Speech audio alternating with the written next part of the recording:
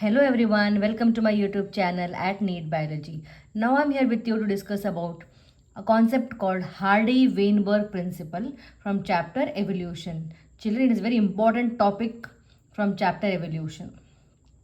So Hardy-Weinberg gave the concept of genetic equilibrium. Okay, the first point in Hardy-Weinberg principle says allele frequencies in a population are stable and is constant from generation to generation. In genetics chapter you already studied. Allele is an alternate form of gene. So allele frequencies in a population are stable and is constant from generation to generation. I'll explain this with the help of an example. Okay. We think that in a population, in a city, there are 100 individuals, out of which 60 are tall and 40 are short. Okay, so the ratio of tall and short is 60:40, that is 3:2. Now this population, these individuals will reproduce and they form another population. We'll think that after reproduction the population becomes 200. Then but still here also the next population also the ratio of tall is to short must be again 3:2 only. It means that allele frequencies in a population are stable and constant from generation to generation. This population shows 3:2 ratio. Next population also shows 3:2 ratio only, or it must have 3:2 ratio only. So this is the meaning of this first point. Okay. Second point. The gene pool. Gene pool means total genes in a population and their alleles in a population remain constant. That is what we discussed now. The gene pool also remains constant. Third point. Sum total of allelic frequencies is 1.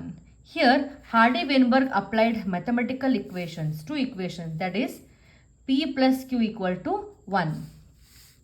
P stands for frequency of dominant allele, Q for frequency of recessive allele.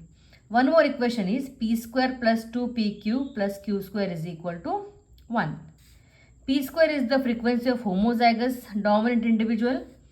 Q square is the frequency of recessive individual and 2PQ is the frequency of heterozygous individual. Now how will calculate this? P plus Q equal to 1. We'll come back to this now. Ratio is 3:2. Now how to calculate allelic frequency?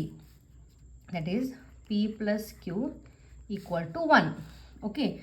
Now 60 and 40. How to calculate the allelic frequency of this? First we have to add these two. Total is 100. Then we have to divide it 60 by total number of individuals 100, that is 0.6. 40 by 100, that is 0.4. Now we'll substitute P, that is 0.6 plus 0.4 is equal to 1. Next, the second equation. P square plus 2PQ plus Q square equal to 1.